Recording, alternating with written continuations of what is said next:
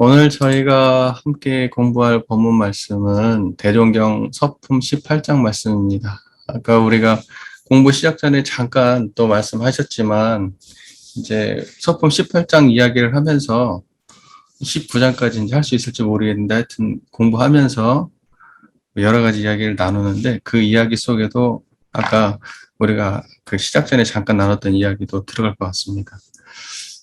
자, 일단 본문을 한번 쭉 먼저 봉독을 하고, 그 다음에 이제 좀 이야기를 나눠볼게요. 대종사 또 말씀하시기를, 과거의 불교는 출세간 생활을 본의로 하여 교리와 제도가 조직이 되었으므로, 세간 생활하는 일반 사람에 있어서는 모든 것이 잘 맞지 아니하였으며, 세간 생활하는 신자는 주가 되지 못하고 객과 같이 되었으므로, 그 중에서 특수한 사업과 특별한 공부를 한 사람이 있다면 이언이와, 그렇지 못한 보통 신자는 출생한 공부하는 승려와 같이 부처님의 직통 제자로나 불가의 조상으로 들어가기가 어렵게 되었으며 또는 종교라는 것은 인간을 상대로 된 것인데 인간이 없는 산간에 교당을 두었으니 세간 생활에 분망한 사람들이 어느 여가의 세간을 벗어나서 그 가르침을 받을 것이며 또는 일반 사람이 배우기도 어렵고 알기도 어려운 수거와 명사로 경전이 되어 있으므로 유무식 남녀노소를 망라하여 가르쳐주기가 어렵게 되었으며 의식 생활에 있어서도 산업공상의 직업을 놓아버리고 불공이나 시주나 동령으로서 생활을 하였으니 어찌 대중이 다 할 생활이며 결혼에 있어서도 출세간 공부인에게는 절대로 금하게 되었으며 예법에 있어서도 여러 가지 형식 불공만 밝히고 세간 생활에 대한 예법은 밝히지 아니하였으니 어찌 그 생활이 또한 넙다할 것인가. 그러므로 우리는 재가와 출가에 대하여 주객의 차별이 없이 공부와 사업에 등이만 따를 것이며 불제자의 계통에 있어서도 재가 출가의 차별이 없이 할 것이며 수도하는 처소도 신자를 따라 어느 곳이든지 설치할 것이며 경전도 그 정수를 가려서 일반 대중이 다 배울 수 있도록 쉬운 말로 편찬할 것이며 출가 공부인의 의식 생활도 각자의 처지를 따라 직업을 갖게 할 것이며 또는 결혼도 각자의 원에 맡길 것이며 예법도 번잡한 형식 불공법을 다 준행할 것이 아니라 사실 불공을 주로 하여 세간 생활에 적절하고 유익한 예법을 더 밝히자는 것이니라. 또는 출가를 하는 것도 특수한 경우를 제외하고는 유년기에는 문자를 배우게 하고 장년기에는 도학을 배우며 제도 사업에 노력하게 하고 노년기에는 경치적고 한적한 곳에 들어가 세간의 착탐착을 다 여의고 생사대사를 연마하면서 순추로는 세간교당을 순회하여 교화에 노력하고 동화에는 다시 수양 생활을 주로 하여서 이와 같이 일생 생활에 결함된 점이 없게 하자는 것이며 이 교리 이 제대로 운전하는 기관에 있어서도 시대와 인심을 따라 결함됨이 없도록 하자는 것이니라. 굉장히 압축적인, 굉장히 압축적이면서 거의 거론할 걸 다 거론하신 것 같아요. 그 뭐냐면 초기부터 대종사님의 문제의식은 굉장히 구체적이고, 굉장히 미래지향적이고, 그 세간과 출세간을 구분하지 않는 철저한 그 중도적 입장에서의 법문을 하신 것이다. 이렇게 볼 수가 있습니다. 그러니까 이게 조선불교 혁신론에 나온 내용이고 이제 약간 이제 수정이 이제 편집이 되었지만 내용은 이제 거의 그대로 이제 들어가 있다고 봐야 되는데 일단 중요한 것은 대종사님의 이러한 열린 태도예요. 열린 태도. 본질을 구현하면서 어떠한 특정한 어떠한 제도에 사로잡히지 않고 본질을 구현하려고 하는 대종사님의 그 본질지향적인 열린 태도. 근데 우리는 굉장히 형식주의에 지금 붙잡혀 있는데, 이러한 대종사님의 태도가 본질이지요. 대종사님이 해놨던 이런 말씀조차도 대종사님께서 만약에 지금 이 시대에 온다면 아마 새롭게 하실 것 같아요. 왜냐하면 변해야 될 것과 변하지 않아야 될 것에 대해서 우리가 그 구분하지 못하고 시대를 따라 변해야 될 것에 집착하고 있는 우리 모습을 보면 우리가 과거 불교를 계속, 과거 종교를 끊임없이 답습해오는 그 기성 종교의 어떤 그러한 태도하고 똑같이 지금 우리가 흘러가고 있다는 생각을 제가 하거든요. 이러한 지점에서 우리가 한번 깊이 생각해 볼 필요가 있다. 구체적인 내용도 중요하지만 대종사께서는 어떤 태도로 과연 과거 불교를 바라보셨고 어떤 태도로 미래의 세종교를 계획하셨는지 이러한 대종사님의 내적 의도와 태도 이런 근본적인 거에 대해서 우리가 관심을 가져야 된다는 생각입니다. 그래서 한번 문장을 보면서 좀 구체적인 이야기를 한번 해보도록 하죠. 지금의 현재 우리 교단의 상황과 이렇게 비교해 가면서 볼 필요가 있다는 생각을 해봐요. 네. 이제 거론하는데 한계가 있긴 하겠지만은 아무래도 이게 영상으로 올라갈 거기 때문에 이제 한계가 있긴 하겠지만 제가 한계를 조금 많이 넘나드는 스타일이라 그래서 좀 조심하면서 이야기를 좀 해보죠. 자, 과거의 불교는 출세관 생활을 본의로 하여 교리와 제도가 조직이 되었으므로 세관 생활하는 일반 사람에 있어서는 모든 것이 잘 맞지 아니하였으며 이렇게 말씀하셨습니다. 실제로 그렇죠. 여러분들 아시다시피 한국 불교는 대승불교거든요. 대승불교는 그야말로 모든 사람을 위해서 열려 있어야 되고 깨달음이 보편화되어야 된다는 기본 상식을 가지고 시작한 그런 사상인데, 불교 사상인데, 실제로는 지금 출가하고 재가하고 엄격한 구분이 되어 있습니다. 엄격한 구분이 되어 있어요. 그래가지고 출가하고 재가의 그 위상 차이라는 게 말도 못해요. 위상 차이가. 그리고 출가를 했다는 그 이유 하나만으로 산속에 산다는 그 이유만 하나만으로 결혼을 안 했다는 그 이유 하나만으로 어마어마한 대우를 받습니다. 형식적으로 보면 그 재가는 단지 속세에 산다는 이유만으로 엄청난 이 불교 안에서는 하늘과 땅 차이 같은 그런 문화적 차이가 있어요. 실제로 여러분들 삼보에 하나에 승려가 들어가잖아요. 그거 3배를 올려야 돼요. 스님 만나면 3배를 올립니다. 그러니까 지금도 그러는지 모르겠지만 그런 전통이 있을 정도로 스님에 대한 위상이 굉장히 높은 겁니다. 그러니까는 벌써 이러한 태도에서부터 세간과 출세간에 대한 엄격한 내적 구분이 분명한 거예요. 이러면 대성 아니에요. 대성은 평등해야지. 어떻게 이렇게까지 차이가 날 수가 있어요? 그죠? 자, 그리고 또 다음 넘어가 보죠. 그리고 이 모든 교리와 제도가 세간 생활하는 사람하고는 관계가 없이 출세관 중심으로 돌아가요. 출세관 중심으로 돌아갑니다. 모든 교리와 제도가. 세간 생활을 배려하지 않아요. 세간 사람들이 맞춰야 돼요. 예를 들면 절의 일정이 있지, 그 절의 일정을 조율할 때 세간 사람들하고 함께 그 일정을 조율하지 않습니다. 세간 사람들이 맞춰야 돼요. 예를 들면 우리 그래도 원불교 같은 경우는 어떻습니까? 뭔 사축이자가 있다 하더라도 교도님들의 사광을 봐가면서 많이 올 수 있는 기간에 하고 실제로 대종사님 당대에도 무슨 행사 같은 거 있고 하면은요. 우리 삼례회 볼 때 있잖아요. 그때 삼례회 볼 때 그때 맞춰서 다 행사를 그때 함께 하는 거지. 뭐 우리가 정해진 날짜가 있으니까 그때 다 맞춰서 오세요. 이런 식으로 유도리 없게 하지는 않았어요. 왜냐면 그게 본질은 아니거든.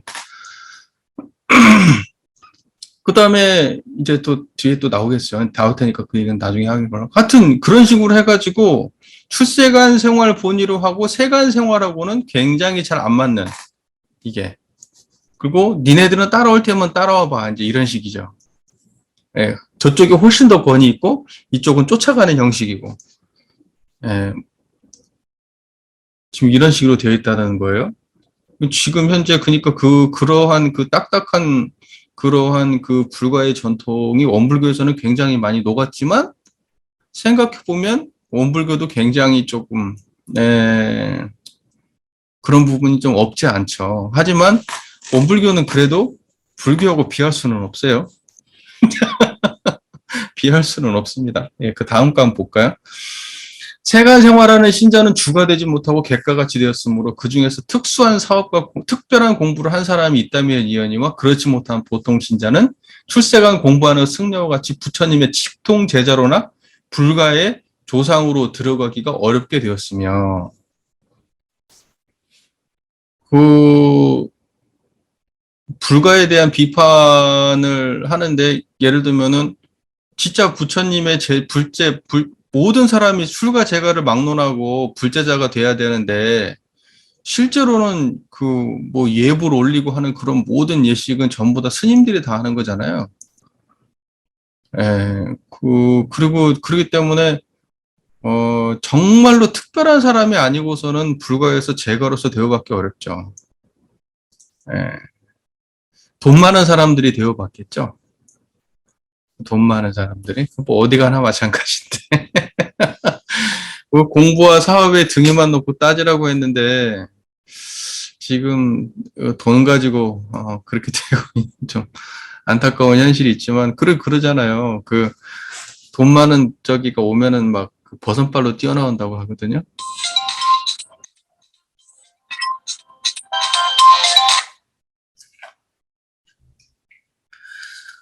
버선발로 뛰어나온다 그래요.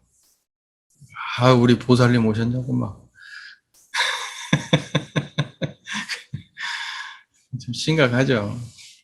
우리도 그런 건 아닌지, 우리 안의 태도도 그런 건 아닌지, 그러니까 세속적 관점으로 사람들을 대하고 있는 건 아닌지 좀 생각해 볼 필요가 있습니다. 자, 이게 그 부처님의 직통제자로나 불가의 조상으로 들어가기가 어렵게 되었으면 이게 보면 아시겠지만은 원불교 같은 경우에는 출제가 구분 없이 법의 등급이나 공부와 사업 성적 이렇게 내 가지고 우리 전부 다 같이 제사 지내고 또 제가라고 하더라도 훌륭하신 분들이 계속 기려지고 이러잖아요. 우리 안에서. 불가에서는 근데 사실 그 법계통을 이은 사람들이 제가가 없어요. 법계통을 이은 조사들은 전부 다 뭐냐면 출가들입니다. 근데 원불교는 사실 대종사님 이후로 그 공동전수이기 때문에 누가 몇 조 이러면서 이어가지 않아요. 그러니까 깨달음을 얻고 그 수행해가지고 법가항마이 얻고 출가 대강열애이 얻고 해가지고 자기가 공부해서 수준이 높아지고 이러면 그 수준만큼 법을 잊고 가는 거지. 누구 특별한 사람을 정해가지고 무슨 5조가 6조한테 법위를 넘기듯이 그런 식으로 법위를 넘기지 않습니다. 대종사님 이후로는 전부 다 공동전수예요. 예, 그걸 한번 심각하게 고민해 봐야 됩니다. 여러분들 제가 어제 우리 원불교 그 홈페이지에 교육자 게시판에 강혜은 교무님이 올린 글이 있는데요. 그거 보셨는지 모르겠어요. 저는 그거 지금 보고 나서 상당히 흥미있게 봤는데, 이게 뭐냐면은, 원기 47년 제4회 임시수의단 회의록인데요. 원기 47년 제4회 정산종사님이 열반하시고, 대산종사님한테 이제 종법사가 이제 넘어가는 그때 이제 회의록이에요. 그 중에 이런 이야기가 있어요. 다 넘어가고, 이런 말이 있어요. 맨 아래쪽에. 종법사는 교단을 대표하는 최고의 직위요. 신격화한 초인간의 위치는 아니다. 그러므로 이에 맞는 도리상 예우를 갖추게 할 것. 그 다음에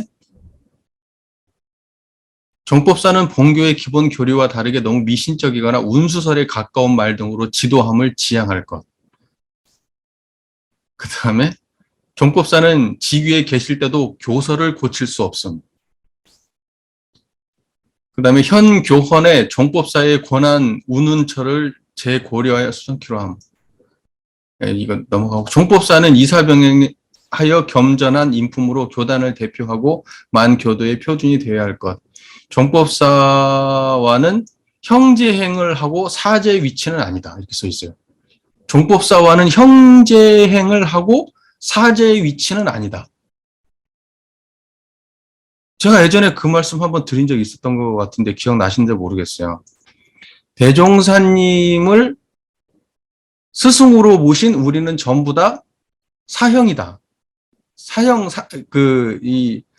사제지간이다. 그러니까 뭐냐면 그 형제지간이고 또 이 선배 후배가 아니지 스승과 제자가 아니다. 대종사만 스승이다. 제가 예전에 이런 말 했던 적이 있었죠. 여기에 딱 그렇게 박혀 있네요. 종법사와는 형제행을 하고 사제의 위치는 아니다. 여러분 자유 게시판에 올라와 있는 글 한번 보십시오. 강영 교무님이 올리신 겁니다.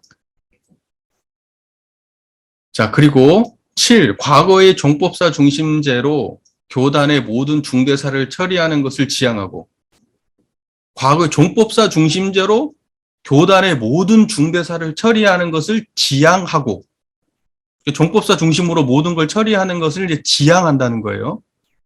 그렇게 하지 않는다는 거예요. 앞으로는 교헌에 의한 최고의 의결기관인 수의단을 실질적으로 사무화시켜 책임에 당케 하며, 그리고 종법사는 교단의 통치자로서 종법사의 위치에 계시게 할 것. 이렇게 돼 있어요.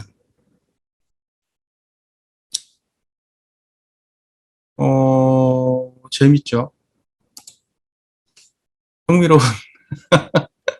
흥미롭죠? 예. 지금 현재, 그런데 이러한 것이 대산종사님, 그 종법사 되실 때 나온 문헌이니까 굉장히 오래전부터 이런 생각을 했는데 우리가 지금 이 정도 수준도 못 따라가는 거예요, 지금. 너무 황당한 짓이에요. 이게 그러니까 뭐 사상적으로 온불교가 지금 계속해서 시간이 지나고 그러면 교법적으로나 문화적으로나 우리가 교단 문화가 성장했느냐. 교단 문화가 굉장히 심각하게 되어 있어요. 이런 거 놓고 보면. 공동전수해야 돼요, 원불교에서. 그러니까는 과거의 불교처럼 출가 중심으로 해가지고 조사로 막 이어져 내려오고 누군가의 법통을 전하고 이런 전통이 원불교는 없습니다. 앞으로 열린 시대는 공동정수지 누가 한 사람한테 전해가지고 권위를 부여하고 그 사람이 모든 권한을 갖고 이런 것은 구시대예요, 구시대. 지금 그러고 있단 말입니다, 지금. 이 정신 차려야 돼요, 저희가. 심각하게 고민해 봐야 될 문제입니다. 그래서 누구든지, 제대로만 공부하고, 신앙 수행을 제대로만 한다면 누구든지 직통제자다. 누구든지. 그건 대종사님께서 그런 식으로 열어놓으셨다. 이제 그걸 저희가 좀 분명하게 인식을 해야 됩니다. 그걸 막 종통이나 법통이나 막 이런 걸로 이어져 내려오는 그러한 어떤 그것도 특정한 지위 체계로 내려져 오는 어떤 이런 것이 우리 교단에 존재한다면 그것은 심각한 고민을 해봐야 된다. 네. 뭐 그런 사람도 있잖아요. 잘 아시다시피 좌우로 해가지고 출가는 누가 이어받고 재가는 누가 이어받고 막 이런 이상한 헛소리를 해대는 사람들이 있는데 정신 차려야 돼, 이 사람들. 이 심각하게 문제 있는 사람들이에요. 이런 얘기하는 사람들은. 종법사조차도 특정한 종통으로 인식되면 안 돼요. 우리 교단 안에서는. 법이 만약에 아무리 종법사라고 하더라도 법문에 대한 이해가 잘못됐다 그러면 종법사 자격 없는 거예요. 그런 사람들의 말을 따르면은 그 교단 망하는 거예요. 그러니까 권위를 신봉해서는 안 돼요. 특정한 지위나 권위 체계를 신봉하면 안 됩니다. 우리는 대종사님 한 분을 스승으로 모신 다 형제지간이에요. 그렇기 때문에 선배 간의 선배, 후배 이런 차이만 있을 뿐이지 절대적 스승이 교단 안에서 존재할 수 있냐, 그거 심각하게 고민해 봐야 될 문제입니다. 과연 이런 문화가 언제부터 생겼는가, 우리 교단 안에서 심각하게 생각해 봐야 돼요. 진짜 권위적인 문화죠. 대종사님은 그런 권위적인 태도의 과거 불가의 그러한 그 직통 제자로 법맥을 전수하는 방식에 대해서는 대종사는 별로 긍정적으로 생각하지 않으신 겁니다. 그리고 대종사를 직접 모셨던 제자들도 그렇게 생각하지 않았어요. 근데 대종사를 직접 모셨던 제자 입장에서는 다 형제지. 한번 생각해 보세요, 입장을. 대종사를 우리가 모셨어. 우리가 10명, 20명인데 우리가 대종사를 모셨어. 근데 우리 입장에서 볼 때는 다 형제 아니었겠어요? 대종사 한 분이 스승이었는데? 그런데 갑자기 어느 순간부터 이제 대종사가 없고 나니까 이후부터 뭐 2대, 3대 지나가니까 그 중에 스승이 또 탄생을 하네. 그 스승이 한둘이 아니네, 이제. 교당마다 스승이 있고 막 학마고 뭐고 이런 거 필요 없어. 나이 많으면 스승이고 직책 높으면 스승이고 이래버리네. 이러니까 지금 심각한 문제가 발생하는 거예요. 우리 교단이. 자, 그 다음에 대종사님의 관점에서 또는 종교라는 것은 인간을 상대로 된 것인데 종교는 인간을 상대로 된 것이라고 대종사님 입장이에요.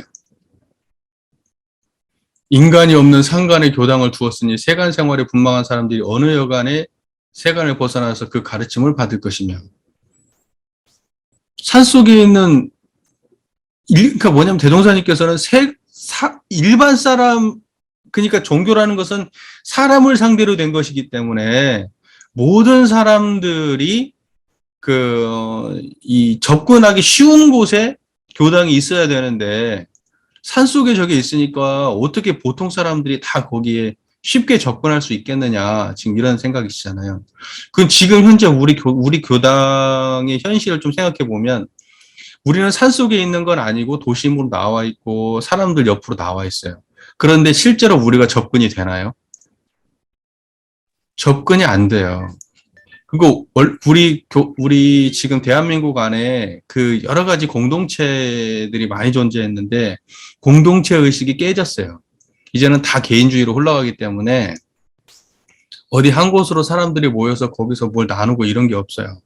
공동체 의식이 깨졌어요. 그리고 그러한 것들은 특정한 자기 목적에 의해서, 자기 취미에 의해서, 자기가 좋아하는 아주 세분화된 그런 특정한 모임들로 흩어졌어요. 사람을 갖다가 예를 들면 나하고 어울리지 않는 사람, 내가 특별히 좋아하지 않는 사람은 그냥 배제시킬 수 있어요. 공동체 때는 아니에요. 그런 사람이 있어도 다 안고 가는 거예요. 우리 공동체 일원으로서 다 안고 가는 거예요. 그러나 지금은 아니에요. 우리 개별적 욕망으로 충족한 사람, 개별적 욕망에 부합하는 사람들끼리만 공동체가 형성이 되고 나머지는 다 배제시켜요. 여기에도 저기에도 속하지 못한 사람들이 지금은 이제 계속 뿔뿔이 지금 흩어져 나오고 있는 거예요. 그러니까 지금 현재 굉장히 인간소외 현상이 더 심각해지고 있어요. 그리고 여러분들 이제 공간이라고 하는 것이 예전에는 산속에서 이제는 도심으로 나왔다면 이제는 도심에서 사이버 공간으로 다시 가요. 근데 우리가 지금 사람들이 있는 그 공간으로 이동하고 있느냐, 교화지를 이동하지 못하고 있죠. 우리는 지금도 그 건물에 지금 집중하고 있습니다. 건물에. 저도 지금 건물 고치고 있는데,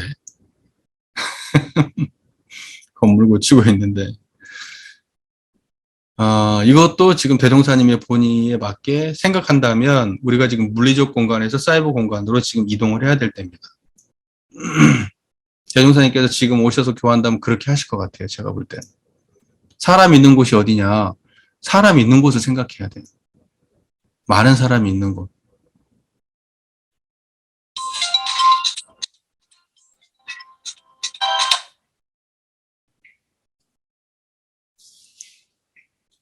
평소에는 전화가 안 오다가 공부만 하려고 그러면 전화가 와요. 이해가 안 돼. 자, 그래서 종교라는 것은 인간을 상대로 한 것이기 때문에 반드시 사람이 있는 곳에 교당을 두어야 되고 그 교당이라고 하는 것은 이제 물리적 공간에서 이제 온라인 공간으로 이동해야 된다. 이 말씀을 드리고 싶은 거고요. 우리 교단도 빨리 넘어가야 된다. 이런 말씀을 드리고 싶은 겁니다. 그런다고 해서 물리적 공간을 버리라 이런 말이 아니라 이것과 더불어서 더 나가야 된다는 얘기예요. 특히 젊은 사람들은 그쪽으로 개척을 해야 돼요. 젊은 사람들은. 또는 일반 사람이 배우기 어렵고 알기도 어려운 수거와 명사로 경전이 되어 있으므로 유무식 남녀노소를 망라하여 가르쳐주기가 어렵게 되었으며 지금 현재 우리 원불교 정전 대종경 같은 경우에는 한글로 되어 있기 때문에 누구라도 쉽게 읽을 수 있게 되어 있죠. 전반적으로는 읽기 쉽게 되어 있습니다. 그러니까 과거 불교하고 비할 게 없어요. 굉장히 많이 이제 좋아졌고, 뭐, 불교도 지금 뭐 다, 이제 한글로 다 나오고 있는, 불경도 한글로 다 나오고 있고, 오히려 독경 같은 경우는 오히려 거기는 한글로 풀어서 독경하잖아요. 반야신경 같은 경우에는. 우리보다 더 앞서가요, 한편으로는. 그냥 성경에 나왔다든가, 앞선자가 뒷선자 되고, 뒷선자가 앞선자 된다고. 우리 교단에서 사실은 이거 훨씬 더 앞서서 지금 이렇게 했지만, 더 뒤처지고 있는 부분도 있는 부분도 사실인 것 같아요. 한편으로 보면. 그냥 그렇게 앞서서 또 굳어진 거예요. 계속 앞서서 가는 게 아니라, 그 한 발짝 앞서서 나갔는데, 그냥 거기서 또 멈춰버린 거예요.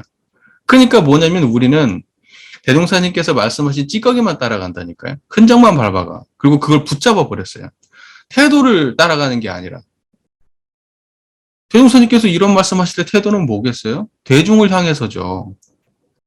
그러니까 우리는 계속해서 대중들이 어렵다고 하면 쉽게 해주고 그렇게 해야 될 의무와 책임이 있는 거예요. 그러니까 그런 태도로 나갔으면 우리는 항상 앞에 가 있어요.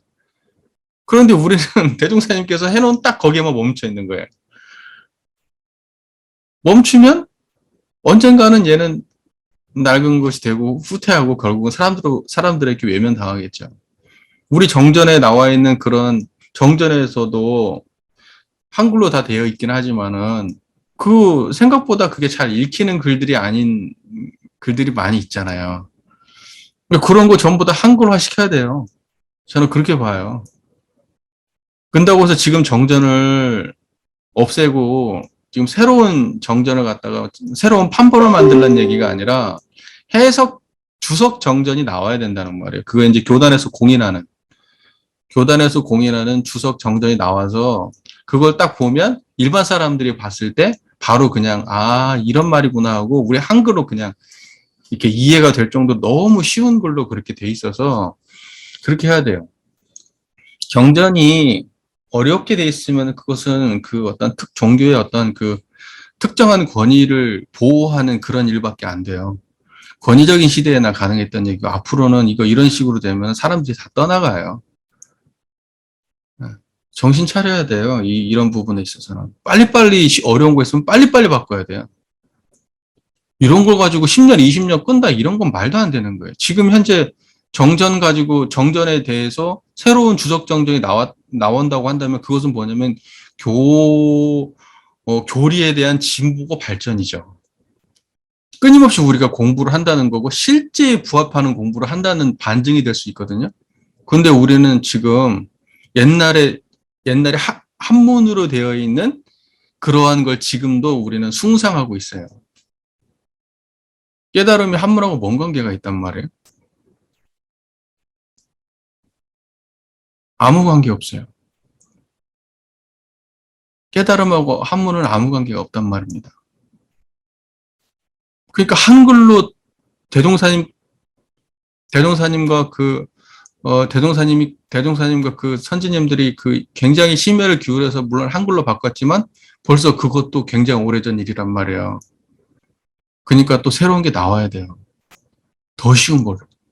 쉬운데 본질은 하나도 훼손되지 않은. 쉬운데 본질이 하나도 훼손되지 않은 그러한 경전이 나와야 돼요.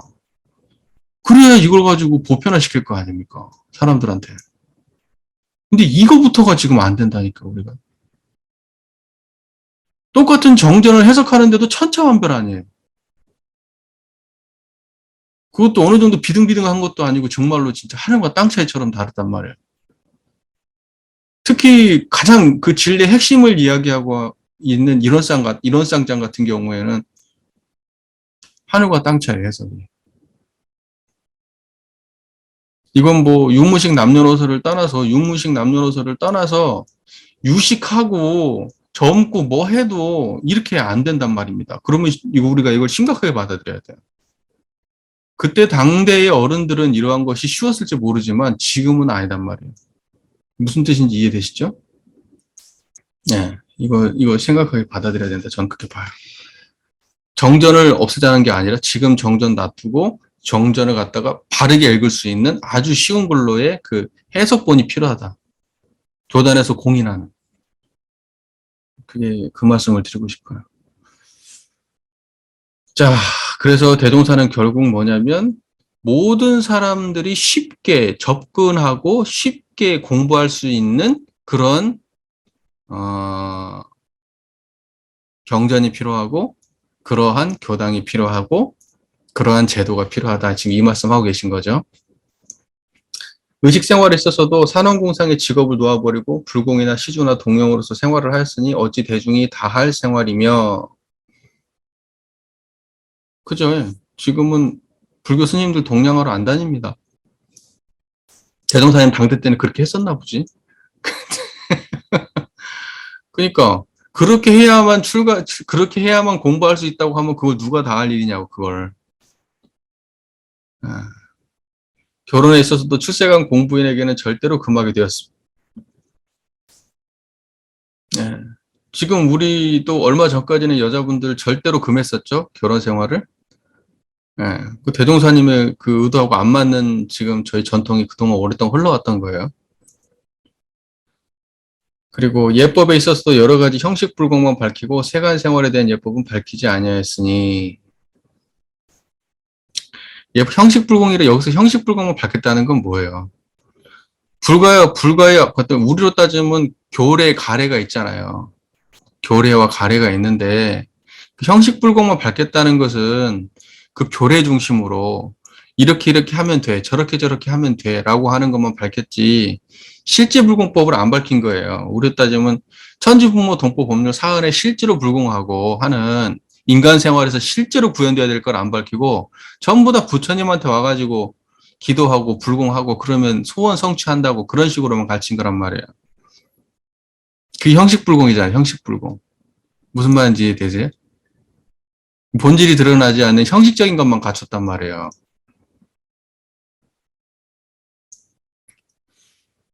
자, 그러므로 이제 여기서부터 대종사님의 의도가 이제 보이죠. 우리는 재가와 출가에 대하여 주객의 차별이 없이 공부와 사업의 등위만 따를 것이며, 재가와 출가가 차별이 없어요? 생각해 봐야 돼요. 지금 현재 교단을 개혁하자고 하는 그런 개혁 과제 중에 하나가 뭐냐면 출제가 차별 문제예요. 차별 문제. 교정 참여에 대해서도 차별이 있다는 거예요. 그 교단의 대소사를 결정하는 데 있어서도 심각한 차별 문제가 있다는 거예요. 네, 그거 심각하게 한번 고려해 봐야 돼요. 근데 그거 공부와 사업의 등기만 따를 것이라고 하는데 지금 우리가 사업이라고 하는 것도 지금 이제 경제적인 거, 돈, 헌금금 이거 중심으로 되어 있지만 사실은 제도 사업이 사업이죠. 공부와 사업이라고 할 땐 제도 사업이에요. 물론 그 돈도 포함되지만 제도 사업이 근본입니다. 그 다음에 공부라고 하는 것은 지금 현재 굉장히 우리가 제대로 본질적으로 구현이 안 되고 있죠. 네, 공부에 대해서.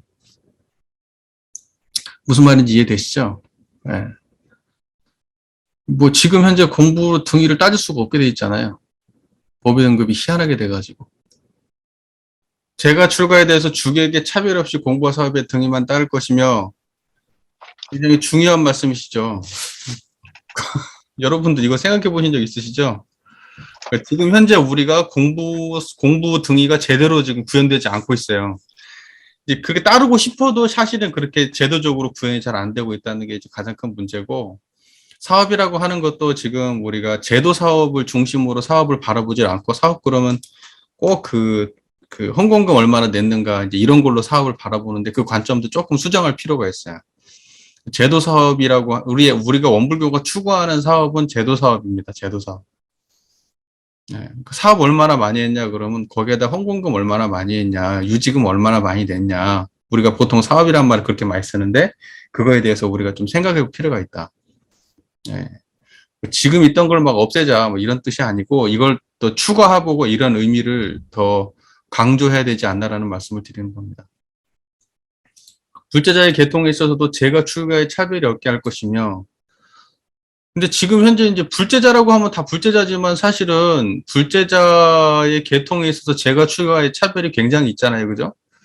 그러니까 한 부처님을 모시는 모두가 제자면 되는데 그 안에서도 막 계급 차이가 있단 말입니다. 출가 제가라고 하는 대표적 계급 차이가 있고 출가 안에서도 굉장히 계급 차이가 있어요. 그렇잖아요. 뭐큰 교당, 작은 교당부터 시작해가지고 어, 좋은 대학교를 나온 교모와 조금 바로 출가한 교모의 차이도 있어요. 또 예전에는 영산대학교하고 익산에 있는 뭐 저기 대학 익산 출신하고 영산선원 출신하고도 차이가 있었대요. 그러니까 그 다 심각한 문제입니다. 근데 가장 큰 문제는 제가 출가의 차별 문제죠. 예, 근데 그것이 없어야 되죠. 예, 그리고 이제 그런 것이 없어지려면 근본적으로 제가 출가가 동등하게 교육받을 기회가 주어져야 됩니다. 그래서 제가 중에서도 제대로 공부된 사람들이 많이 배출되고 그래야 되는데 지금 현재는 교육받는 거에 있어서부터가 차이가 있어요. 우리가 이제 전문 교육을 시킨다고 그것이 이제 제도권 안에 전문 교육이 편입이 됐잖아요. 제도권 안에 전문 교육이 편입이 되다 보니까 학교라고 하는 걸 지겼고 학교라는 것은 사람을 갖다가 모을 때 뭐 남녀노소 산업기초를 막론하고 누구나 와서 공부할 수 있는 게 아니잖아요. 나이가 있고 입학 시험을 봐야 되고 뭐 하고 목적이 있고 막 이렇게 되는 거잖아요. 그러다 보니까 젊은 사람들 특히 출가 중심으로만 이렇게 뽑아가지고 거기다 이렇게 하고 입학 심사에 그 통과해가지고 이렇게 하고 그리고 대부분의 사람들 일반 제가 교도님들은 그런 기회가 거의 없단 말이죠. 물론 이제 그 요즘에 최근 들어가지고 그 저 뭐죠 인터넷에 그 대학이 설립되긴 했지만 그것도 돈을 많이 대야 되고 특정한 시간대에 들어가야 되고 그렇잖아요. 예. 근데 우리가 일반 출가 제가를 통틀어 가지고 그 이 교육이 그 아주 양질의 교육, 정말 차별 없는 양질의 교육이 제공돼야 됩니다. 그래서 그래야 진짜 출가 제가 차별 없게 될 거다 저는 그렇게 봐요. 지금처럼 계속 이런 식이면은 이 출가제가의 그 이 격차를 심리적 격차를 줄일 수가 없다. 저는 그렇게 생각합니다. 이 공부를 같이 하신 분들이 저한테도 자꾸 그래요. 스승님이라고 저한테. 제가 항상 그때마다 얘기하거든요. 나는 스승이 아니고 도반이다. 스승이 아니고 도반이다. 항상 얘기를 하거든요. 그래도 그분들의 마음속에서 마음의 그 간격을 줄일 수가 없는 거예요. 제가 조금 더 잘 알아서 그냥 가르치는 위치에서 그냥 지도를 할 뿐이지 그런다고 해서 제가 항마 도인도 아니고 제가 뭔 스승이겠어요. 그러니까 우리는 전부 다 대종사님 한 분을 스승으로 둔 다 사제지간이죠. 사형, 사제. 네. 그렇게 보면 좋을 것 같아요.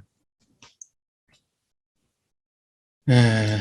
이거 진짜 우리가 좀 제대로 해야 되는데 지금 현재 우리 이 문제 제가 줄과 차별 없게 하는 이 문제도 원불교 그 혁신의 과제 중에 하나입니다. 네, 그렇게 봐야 돼요. 왜냐면 이것이 다른 문제가 아니라 제가들만을 위해서가 아니라 출가들을 위해서도 필요하고 이것이 이렇게 됐을 때 교화의 우리가 그 재생의세의 교화 사업에 이게 도움이 될 건지 아닐지를 판단해 봐야 돼요. 우리가 개별적으로 하고 저 사람하고 나하고 어떻게 교육받은 것도 다르고 하는 역할도 다른데 어떻게 그것이 동등할 수 있어라고 하는 그런 태도로 접근하면은 그런 태도 접근하면 제가 보기에 앞으로 우리 교화 계속 힘들어요. 제가하고 출가가 차별이 없이 제가도 정말 출가의 마음으로 당신들이 계신 그곳에서 사회 곳곳에서 출가하고 똑같은 마인드로 공부하고 사업할 수 있어야 되지. 지금은 출가에게만 그것이 모든 것이 전가가 되어 있고, 근다고 출가가 그 모든 걸 감당할 수 있는 역할이 있는 것도 아니고, 출가는 결국 교당에만 앉아 있는 사람인데, 지금처럼 이렇게 제가하고 출가가 근본적으로 위상 차이가 있다면, 제가가 어떠한 그 자기 그 자신감으로 그 일을 할 수가 있겠어요. 미국에서 지금 뭐 10인이면은 뭐 한 교당 하나 이렇게 하고 그렇게 한다고 하는데 저는 그 굉장히 그 좋은 일이라고 생각해요. 한국에서도 예를 들면은 한 10명 정도 모여가지고 공부 모임 시작하면 제가가 그 우리 교단 안에서 제가라고 해도 무조건 할 수는 없으니까 소정이 어느 정도의 그 기본적인 요건이 갖춰진 제가면 출가하고 동등하게 대우해야 된다. 저는 그렇게 봐요. 교당으로 인정해주고. 미국에서 그게 좀 잘 됐으면 좋겠어요. 예. 자, 수도하는 처소도 신자를 따라 어느 곳인든지 설치할 것이며, 어느 곳이든지라고 분명히 표기가 돼 있죠. 신자를 따라. 예, 지금 저희들의 이 물리적 공간의 한계는 빨리 벗어나야 된다는 말씀을 제가 드리는 겁니다. 그러니까 지금 현재 우리가 가지고 있는 이 물리적 한계를 벗어나게 되면 우리가 전 세계를 상대로 교화할 수 있어요. 앉은 자리에서. 그리고 지금 현재 이렇게 능력 있는 교우님들이 계시잖아요. 많진 않아. 너무 귀하지. 영어권은 그래도 흔하지만 저쪽은 어떻게 할 거야? 한 명밖에 없는데. 너무 귀하지. 어? 이쪽은 어떻게 할 거야? 캄보디아 이런 데는 진짜. 한 명밖에 없잖아. 엄청 귀하지. 이제 진짜 이런 사람들이 진짜 제대로 하면 얼마나 좋겠어요. 자, 그리고요. 이 경전도 그 정수를 가려서 일반 대중이 다 배울 수 있도록 쉬운 말로 편찬할 것이며, 예, 쉬운 말로 해야죠. 쉬운 말로. 아직 어려워요, 지금. 그리고 계속 어려워질 거예요. 그러면 우리가 기본적으로 그러면 대중을 상대로, 대종사께서 입장이 딱 분명하잖아요. 아, 대중을 상대로 모든 사람들이 누구나 다 쉽게 배울 수 있도록 경전, 장소, 제도, 이런 걸 모든 사람들이 불법을 배우는데 아무 문제, 거리낌이 없도록 그렇게 열어가자는 거잖아요. 그러면은 지금 현재 정전이 어렵습니다. 대종경에 어려운 말들이 많이 나옵니다. 그러면 그걸 바꾸는 게 아니라 계속해서 그거에 대해서 업그레이드 버전이 나와야 돼요. 세대에 맞게. 청소년 세대 버전에 나와야 되고 계속 나와야 돼요. 업그레이드 버전이. 최소한 어느 정도 단위로 계속 나와줘야 된다니까요. 그래야지 이것이 대중적으로 전파가 될 거 아닙니까? 이렇게 알려주기가 어려워서 되겠어요? 할 때마다 뭐 문장 단어풀이 해가지고 이거 되겠냐고요. 이런 식으로 해서.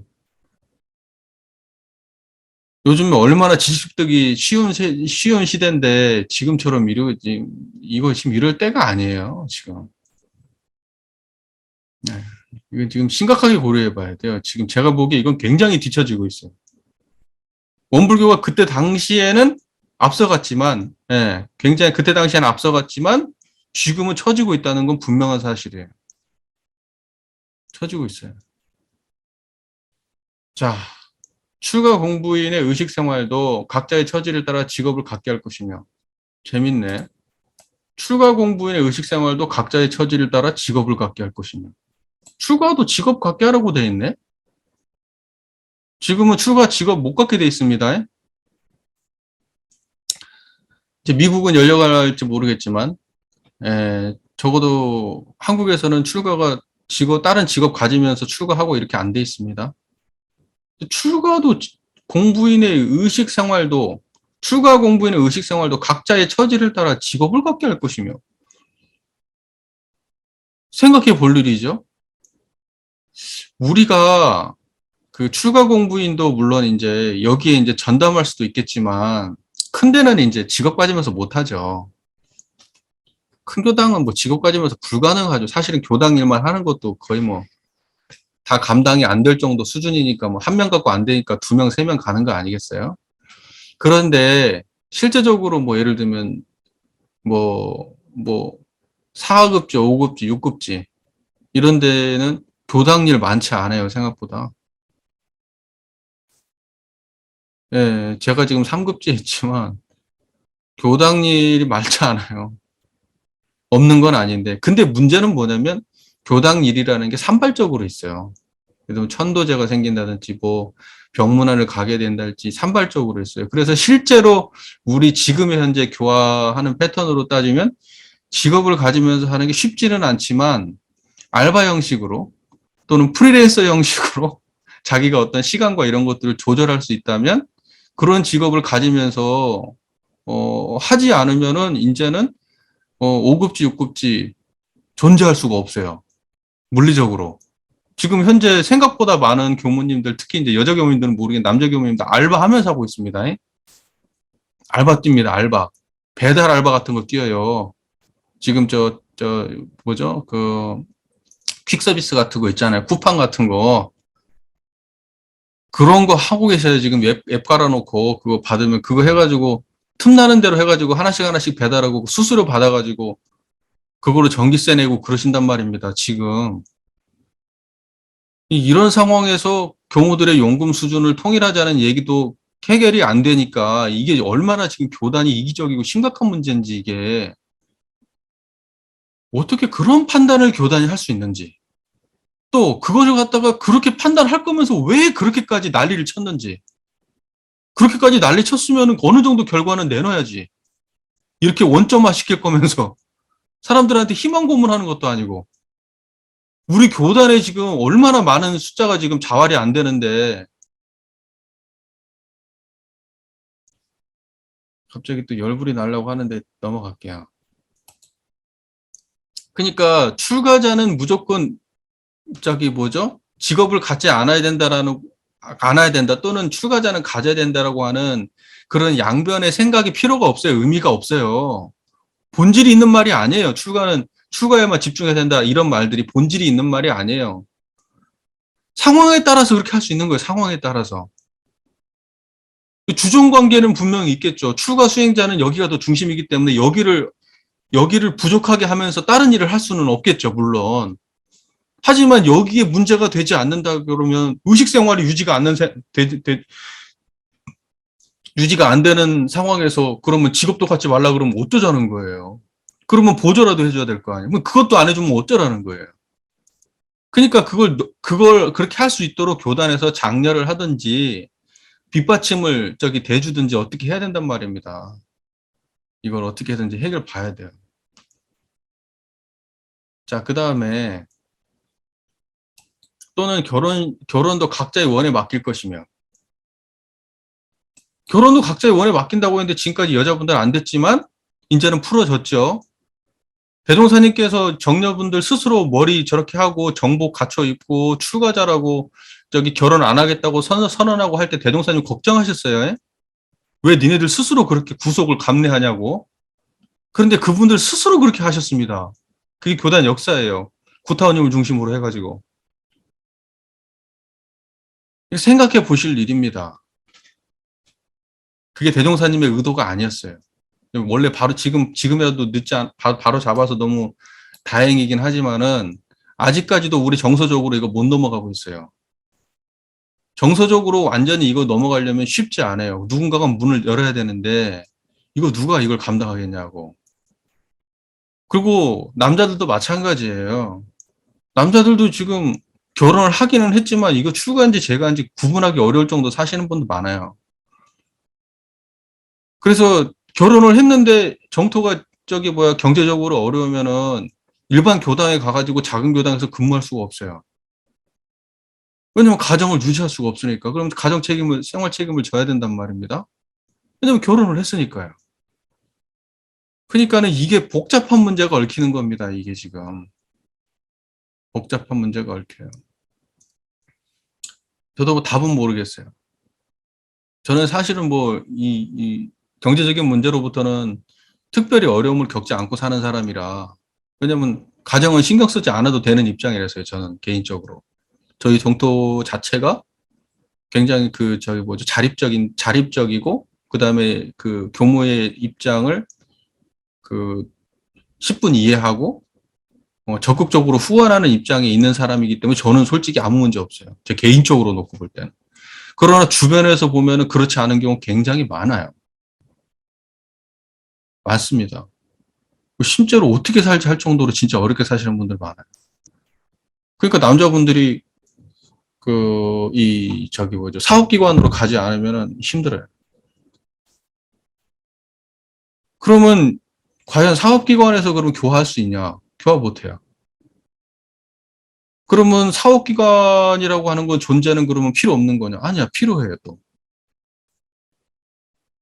그러면 그분들이 굳이 교무를 해야 되냐? 굳이 그럴 필요가 있을까요? 평생을 그렇게 사실 건데? 저는 조금 여기에 대해서 보수적 입장이에요. 그래서 원래 의도대로 우리가 교무, 도무, 덕무 제도가 있잖아요. 저는 그거 원래 의도대로 해야 된다는 입장이 개인적으로. 그렇게 돼가지고 그 뭐 호칭을 교무로 통일하든 뭐 하든 이런 건 상관없고 처음부터 교무로 나올 사람들은 저기 현장 교무로 나올 사람들은 현장 교무 따로 그 교육체가 필요하고 다른 사람들은 그렇게 복잡하게 뽑을 필요 없다는 거예요. 똑같이 전문 출신 하되 쉽게 뽑으라는 거예요. 그래서 원불고 기관 안에서 조금 부족한 돈 받으면서 교단을 위해서 자기 생활도 유지하고 하시라는 거예요. 그 대신에 현장 교화로 나오려고 하면 충분하게 교육 받고 나오시라고. 저는 그 구분했으면 좋겠어요. 전체 입장은. 코칭은 통일하더라도 내용은 구분해라. 그래서 일반적으로 사회에서 할 것 같으면 그쪽 관련돼서 전문 지식을 가진 사람이고 출구하는 거 그거 어렵게 하지 말고 다 출구가 쉽게 할 수 있게 하고 교육기관 복잡하게 하지 말고 그분들 쉽게 도무, 덕무들은 그런 자격 없고 기본적인 소정의 정도 수준으로 인식하면 그렇게 하고 출가 교무만 조금 양성하더라도 출가 교무 제대로 뽑아서 내야 된다는 입장이에요. 저는 개인적으로. 뭐 하려고 그렇게 소모적으로 하냐고요. 교학과에서 그렇게 해가지고 굳이 도무 해가지고 그 평생 도무 역할 하실 거면서 뭐 하려고 굳이 그렇게 해. 평생을 그렇게 살아야 되는데. 예전에는 그러니까 원래는 이랬어요. 교무로 출가를 했지만 역할이 예를 들면 병원에서 만약에 도무 역할을 했다 그러면 그분은 도무로 품과 전환을 하는 거예요. 그러니까 뭐냐면 교무는 역할로서의 교무지 그것이 권위로서의 교무가 아니에요. 그러니까 우리가 지금 현장 나와가지고 교화를 하면 교무고요. 내가 지금 현장을 바뀌어가지고 저 사회복지기 가면 도무고요. 이렇게 해가지고 이름이 바뀌는 거예요. 명칭이. 무슨 말인지 그 말 이해되세요? 저쪽 기관장 가면 무슨 장이었다가 저쪽 가면 무슨 아저씨였다가 이렇게 명칭이 바뀌는 거지 지금처럼 교무가 고정화돼가지고 권위를 갖는 그런 이름이 아니었단 말이에요, 예전에는. 근데 지금은 교무라는 이름이 권위를 갖게 되니까 내가 지금 어떠한 역할을 하든지 전부 다 교무라는 이름을 써야만이 그것이 동등하다고 입장이 이해가 되는 거예요, 지금. 그 말 이해가 되세요? 교무라는 것은 그냥 주어진 직책의 이름이에요. 그러지 거기에 어떤 그 본질이 특별히 다른 본질이 섞여 있는 게 아니에요. 권위가 있는 말이 아니고 그 사람들이 더 대단하고 이 사람들이 더 위상 있고 이런 말이 아니에요. 교화직에 종사하는 사람을 교무라고 하는 거예요. 그냥 다 같은 전문 출신이에요. 근데 갑자기 너는 교무고 너는 도무고 이제 이렇게 되니까 교무고 도무가 이렇게 나눠지는 거 아닙니까? 그거 교무, 도무, 덕무든 다 공부는 똑같아야 되거든? 근데 교무, 도무, 덕무가 공부 수준이 달라지면 이렇게 되는 거예요. 그래서 제가 앞서서 말했잖아요. 출가하고 재가가 공부가 동등하지 않으면 절대 동등한 권위를 찾을 수가 없다. 똑같은 전무 출신이라도 이렇게 차이가 나버리는데? 그러니까 예를 들면 제가 교당에 있을 때 교무였다가요. 사회복지기관 가면 도무예요. 지금은 교무다가 또 사회복지기관으로 갔다가 박도무가 되는 거예요. 그러다가 다시 또 교화직으로 나갔다 그러면 교무가 되는 거예요. 그렇게 입장에 따라서 달라지는 거지. 그게 고정적으로 그냥 그럼 사회복지기관 갔는데 나는 교무인데 왜 내가 도무야? 그러니까 끝까지 나는 도무야. 도무 아니야. 나는 교무야. 나는 교무야. 이렇게 되는 거예요. 그게 교무가 뭐가 중요해서. 근데 그렇게 인식되도록 우리 교단이 그렇게 문화가 흘러왔기 때문에 결과적으로 그걸 간극을 극복할 수 없으니까 야, 다 교무로 통일해. 이렇게 된 거잖아요, 지금. 이게 지금 이것도 따지고 보면요. 이게 지금 계급의식이란 말입니다. 출제가 계급의식. 출구 안에서도 이런 식이고 제가 안에서도 무슨 뭐 단장 뭐 해가지고 다 계급의식이 그 안에 있고 평등해야죠. 공부하는 집단에서. 이건 한번 생각해 볼 필요가 있어요. 그다음에 예법도 번잡한 형식 불공을 다 준행할 것이 아니라 사실 불공을 주로 하여 세간 생활에 적절하고 유익한 예법을 더 밝히자는 것이니라. 여러분 형식 불공이 뭔지 아시죠? 형식 불공. 형식불공이라고 하는 것은 이렇게 1, 2, 3, 4, 5, 6, 7, 8 순서가 정해져 있어서 이게 딱딱딱딱딱 이렇게 해야 되고, 예를 들면 영주 하는데 영주 21도 그러면 영주 21동인데 22도 교도님 세우고 계신 분들 계셔요. 21도 잘해야 됩니다. 21도 안 하고 20도 했다 그러면 교무님 이번에 20도 가셨네요. 이런 분들 계신단 말입니다. 이게 형식주의예요. 이게 형식에 붙잡힌 거예요. 그 형식을 채우지 않으면 그 결과가 이루어지지 않는다는 생각이에요. 본질하고 관계가 없이. 그것이 제사가 가진 잘못된 이 관념이에요. 예전에 여러분들 베다 시절 같은 데서 보면은 제사 지내잖아요. 지금도 힌두교 가면 제사 지내요. 책이 엄청 길어요.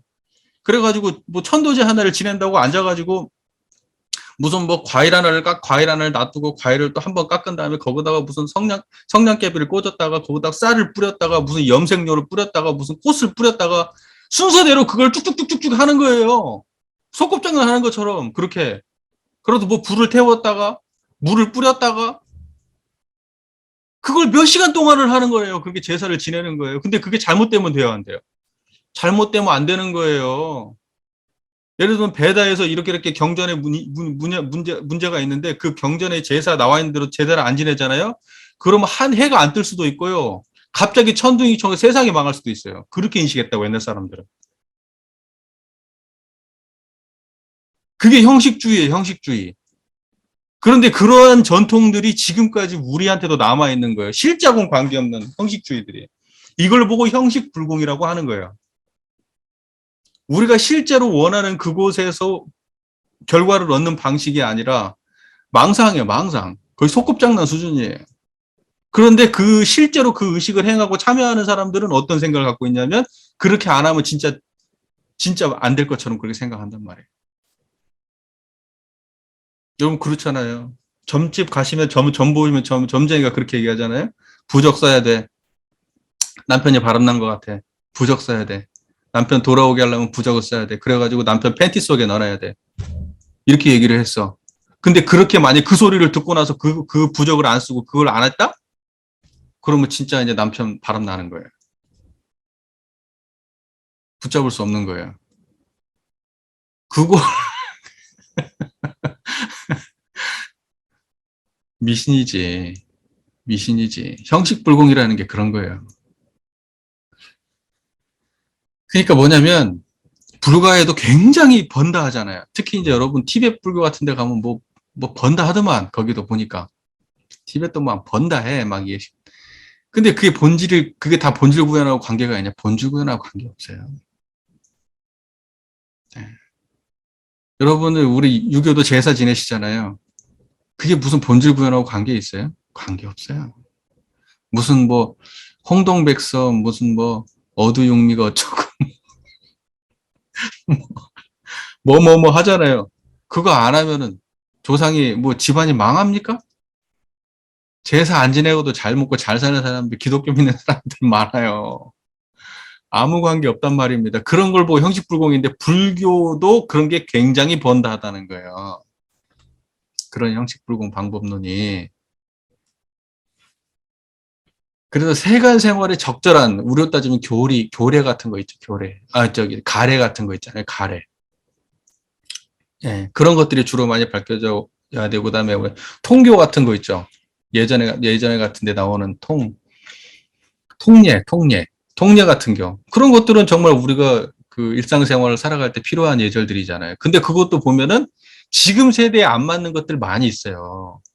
지금 세대에 안 맞는 것들. 그러면 지금 세대에 맞는 예법이 나와야 되겠죠. 예를 들면 지금 세대에 필요한 예법들은 뭐가 되겠어? 공중예절 중에서 전화 쓰는 거, 뭐 이런 것도 있잖아요. 또 뭐 지하철 탈 때 어떡하고, 뭐 이런 것들. 그런 예법들은 없어요. 그러나 실제적으로 우리 삶 속에서 많이 한단 말이죠. 그 인터넷상에서 뭐 사람들 그 비방하는 글을 쓴다든지 이런 것들에 대한 그런 것들도 예절에 다 들어갈 거란 말이에요. 그러니까 시대가 바뀌고 문화가 바뀌면 그에 따른 상대방을 존중하고 배려하는 그러한 양식들이 생기게 된단 말이에요. 근데 우리는 지금 또 벌써 지금 뭐냐면 이렇게 우리가 지금 그 실제 생활에 맞는 예식이 그때는 그게 맞았는데 지금 벌써 한참 지나왔으면 지금 또 다른 어떤 그런 것들이 나와야 되는데 우리는 벌써 그 옛날 거에 또 고착돼 있단 말입니다. 그럼 또 시대에 뭐 반영이 안 되잖아요. 그러니까 계속해서 업그레이드 돼야 되는 거 이런 건. 시대를 따라서 바뀌어야 될 문제인데 우리는 지금 계속 옛날 거 쫓아가요. 지금 예전의 문제 심각하게 고민해 보셔야 돼요. 그러니까 예전엔 복잡하게 많으면 안 돼요. 그리고 근본 정신이 세워져 있잖아요. 공경, 겸양, 무개교. 공경, 겸양, 무개교. 이게 예 근본 정신이라고 말씀하셨잖아요. 공경, 겸양, 무개교는 또 어디에 근본돼 있어요? 이론상에 근본돼 있지. 공경도 그 자리에 드러나야 되고, 겸양, 무개교, 개교하지 않는 것도 다 그 자리에서 근본돼 있는 거니까, 예의 근본 정신이라고 이야기할 때는 공경, 겸양, 무개교라고 하지만, 공경, 겸양, 무개교도 결국은 이론상을 신앙의 대상과 수행의 표본으로 모신 수행 방법론이죠. 신앙 방법론이고.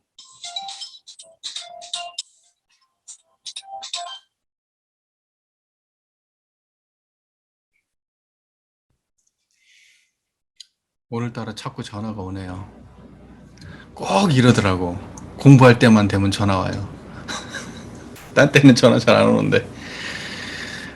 무슨 말인지 제 말 이해되시죠? 그러니까 세간 생활에 대한 예법을 중심으로 밝혀야 되지, 그 종교의 어떠한 그 특정한 문화, 막, 뭐 이런 어떤 장엄, 막 이런 걸 중심으로 예식이 발전되는 건 옳은 길이 아니네.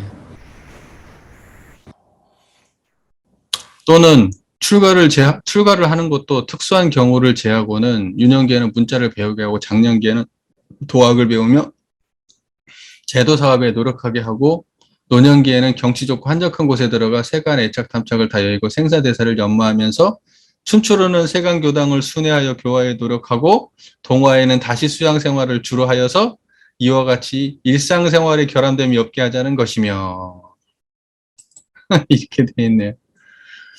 그러니까는 뭐냐면 이거 어디에 나오죠? 우리 저 전망품에 나오나요? 이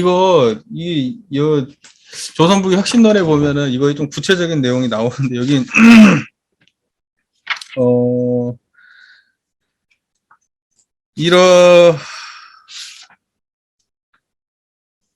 60이 넘으면 이렇게 해가지고 나이가 구체적으로 나와요. 60이 넘. 그러니까 산중에 들어가서 뭐 이렇게 새가 이렇게 해가지고 60이 넘으면 그러고 6개월이 돼 동화 6개월이 되고 보면 이런 식으로 나와요.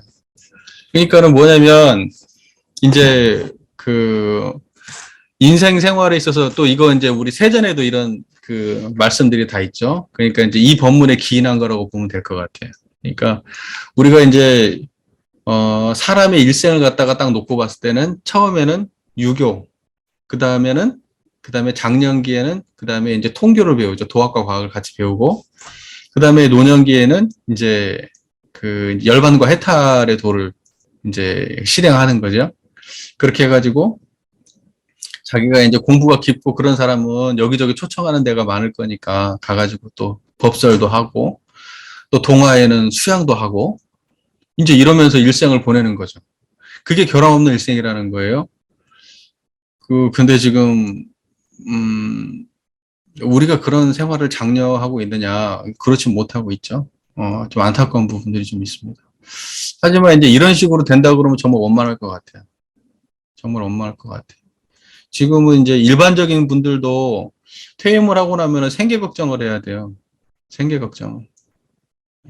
그러니까 일반적인 분들도 너무 어렵고, 출가 분들도 일상에서 평소에 공부를 잘 해놓지 못한 분들이 이게 되겠어요? 동화 전문 공부를 또 퇴임을 하고 나서도 동화 6개월을 더 열심히 공부를 해야 되는데 우리는 퇴임하신 분들은 교무훈련 참석 못 하잖아요. 그놈의 일주일 훈련도 참석 안 하지 못하잖아요. 예, 재밌지. 또 퇴임 후에는 또 없어.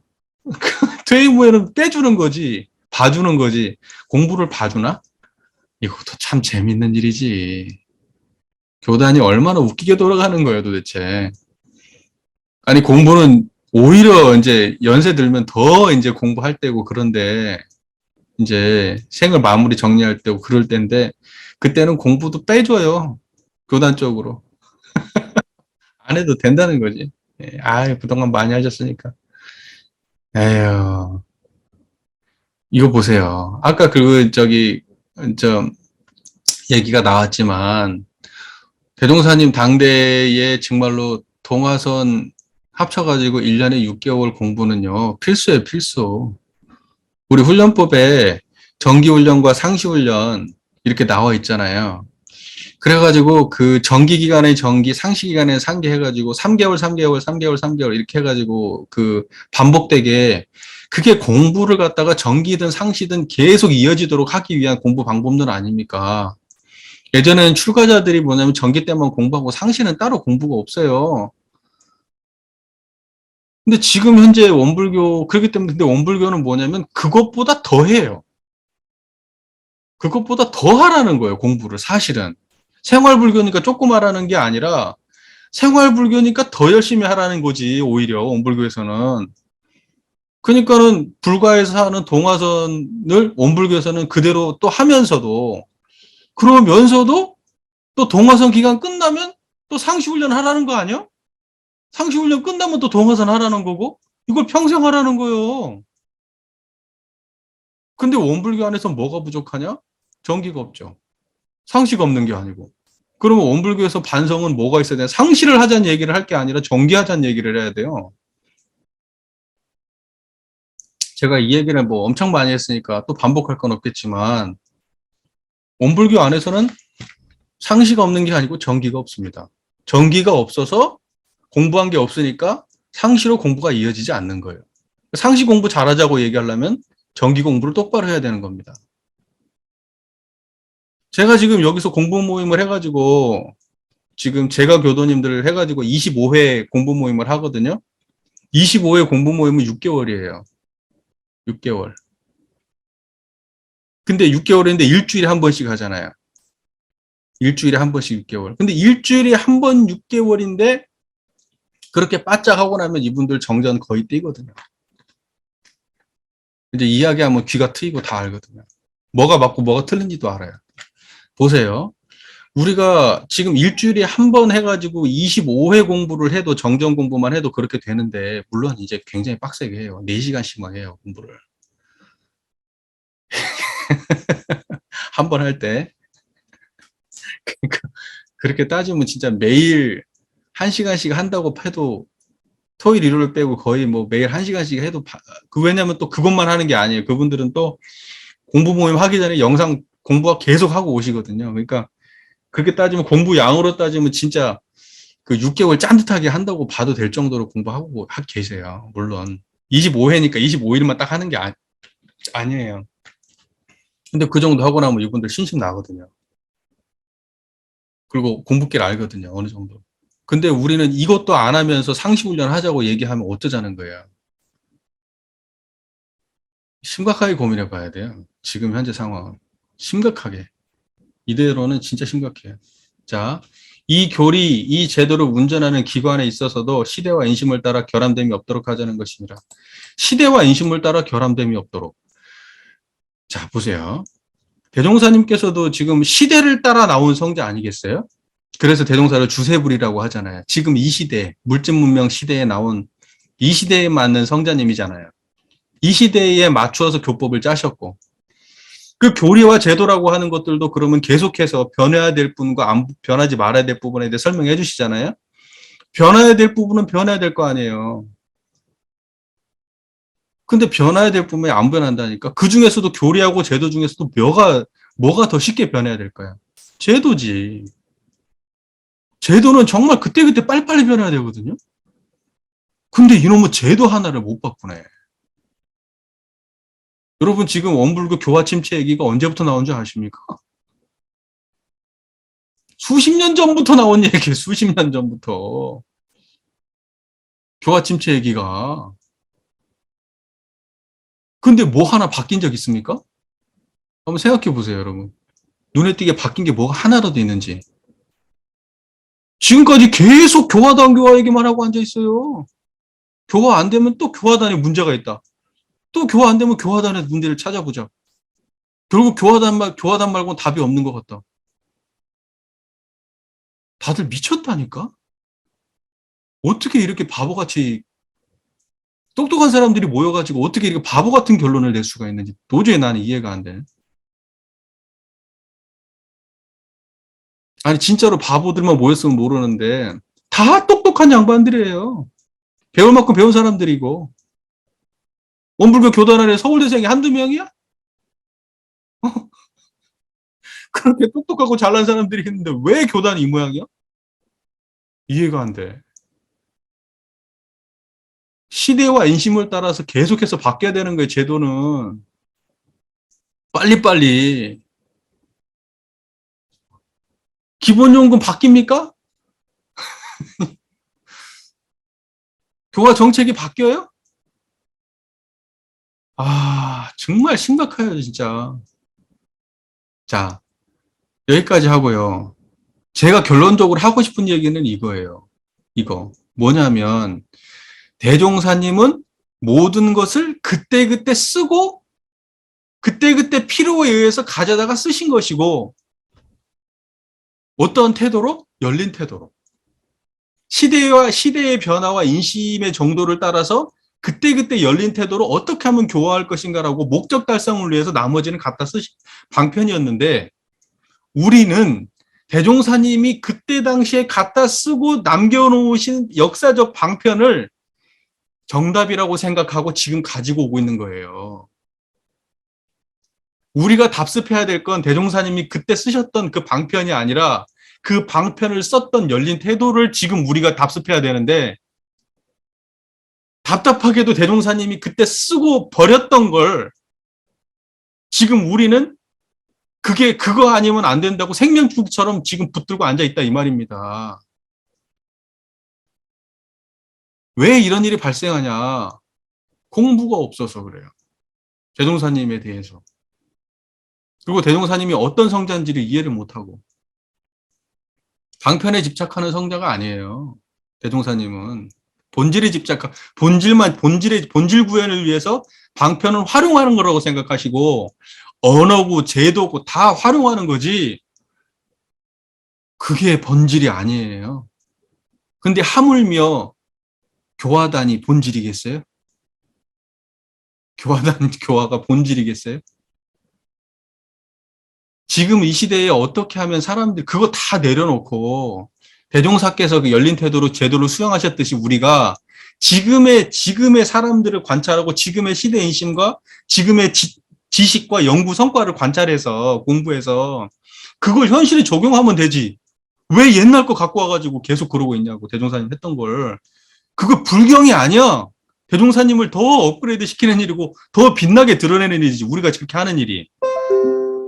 거기에 집착하지 않고 이렇게 앞으로 나아가는 일이 대종사를 더 드러내는 일이지, 본질을. 대종사님께 해놓으셨던 거 지금 와가지고 그거 아니면 안 된다고 주장하고 있는 건 그 교단 말아먹는 일이고 대종사를 갖다가 불경하는 일이에요. 이게. 제가 그 얘기 하고 싶어요. 딴 것들은 뭐 제도적으로 여러 가지 뭐, 네. 큰 틀은 아실 거 아니에요, 일단은. 방향은 딱 하나밖에 없어요.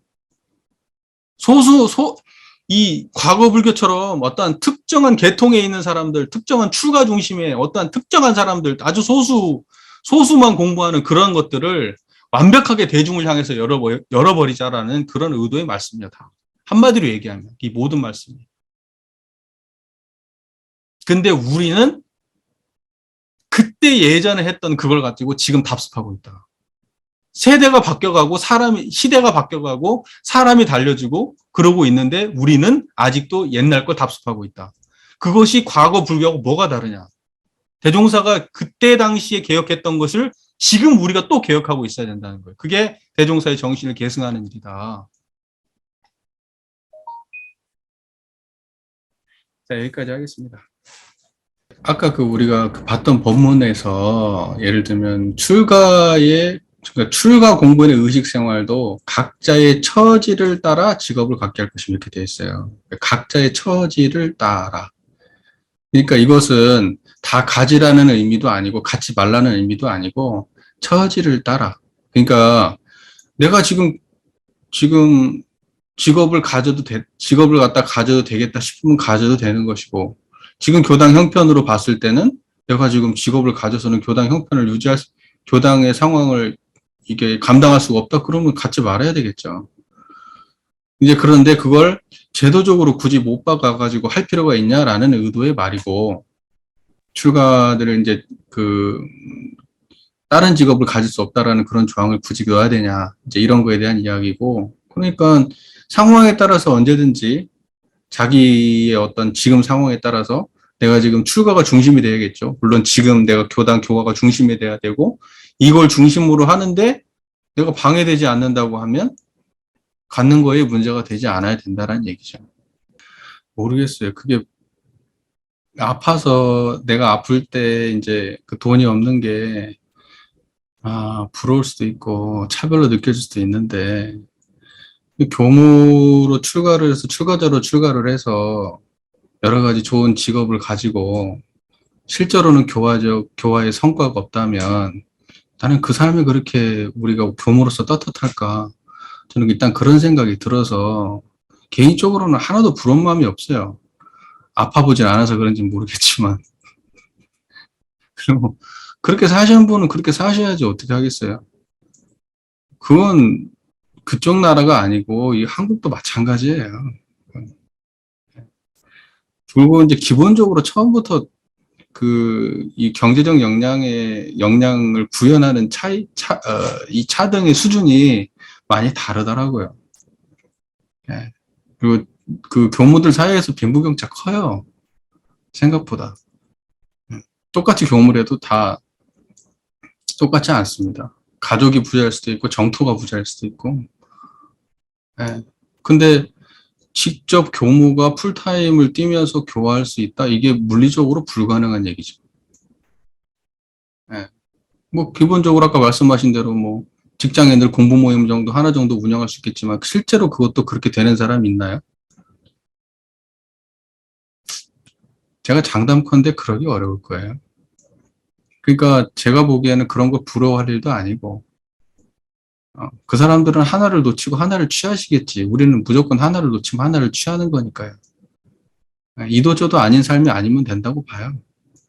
근데 교무를 해가지고 다른 직장을 가지면서 실제로 교화적 성과를 내지 못하고 또는 그거에 충실한 삶을 살지 못한다고 하면 그게 뭔 의미가 있을까요? 그 삶이 교무로서? 그냥 일반 직장인이지. 저는 그런 거 부럽지 않아요, 하나도. 그리고 그걸 부러워야 된다고 생각하지도 않고. 그냥 직장이 없다 하더라도, 내가 조금 어렵다 하더라도, 교화에 내가 최선을 다하고 있다면, 그러면 떳떳한 사람 아니에요, 우리 입장에서는? 저는 그렇게 생각하는데요. 예. 그리고 뭐, 100명을 만날 수도 있고, 10명도 만날 수 있고, 어떤 사람은 뭐 몇 명을 만날 수 있지만, 그 교단 크기에 따라서, 거기에서 성실한 사람이 있다면, 난 떳떳하다고 봐요. 교무로서 떳떳한 삶이라고 생각해요. 물리적으로 한계는 분명히 사람마다 인연관계도 다르고 다 물리적 한계가 다르기 때문에 그걸 갖다가 뭐 절대적 기준이라는 건 존재하지 않는다. 그러니까 그렇게 열린 태도로 교화하고 있으면 충분하다는 그렇게 보니까 그러면 그런 것을 그렇게 비교할 일은 아니지 않나. 제 개인적으로. 그러니까 지금 이제 전체적으로 이제 그 형식주의에 대한 이야기가 좀 진행된 것 같습니다. 형식주의.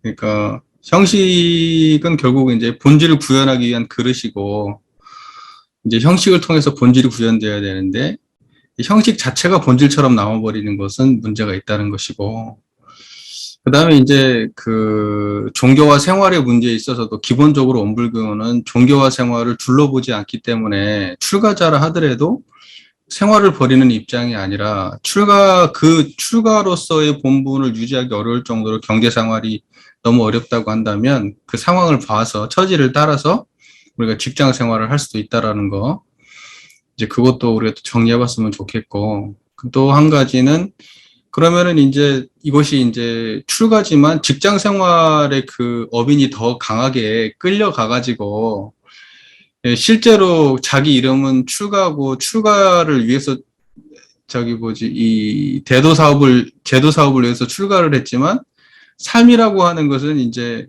그 직장 생활하고 돈 벌고 하는데 더 만족감을 느껴서 그쪽으로 흘러가 버리는 경우도 우리가 충분히 있을 수 있는데 그것도 감내하면서 우리가 그걸 제도적으로 막으면서까지 그렇게 하기는 좀 어렵다. 그리고 우리가 전반적 분위기가 그걸 부러워하거나 그걸 동경하지 않는다고 하면 큰 문제가 되지 않는데 저는 개인적으로 그런 걸 부러워하고 동경하는 우리 문화가 더 아쉬워요, 사실.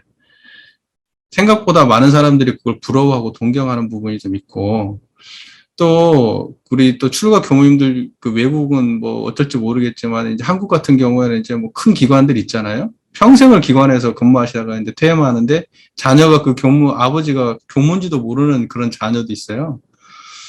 이제 근데도 이제 그 뭐 정토회관 같은 데는 오셔가지고 자기 남편이 그렇게 뛰어나가지고 다른 교무님들은 일반 교당에서 그렇게 돈도 못 벌고 근무하는데 자기 남편은 이렇게 큰 대학교 같은 데서 이렇게 돈도 많이 벌고 근무한다는 식으로 그런 비스무리한 뉘앙스를 풍기는 말들을 그렇게 교무님들 사이에 한다는데 그 창피한 건 줄을 모르고 그렇게 얘기하면 그것이 창피한 거, 아우, 그렇구나 하고 그냥 넘어갈 일인데 저는 더 안타까운 건 뭐냐면 그 말을 하는 사람도 안타깝지만 그 말을 듣고 부러워하는 게 더 안타까워요.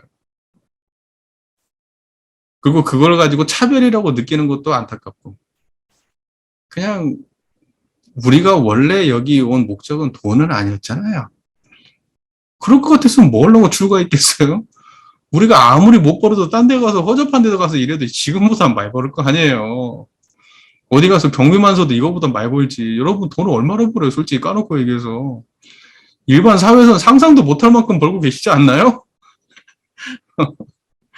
우리가 뭐 때문에 출가했습니까? 우리는 우리가 출가한 가치 구현의 목적이 있기 때문에 부러워할 일은 아니죠.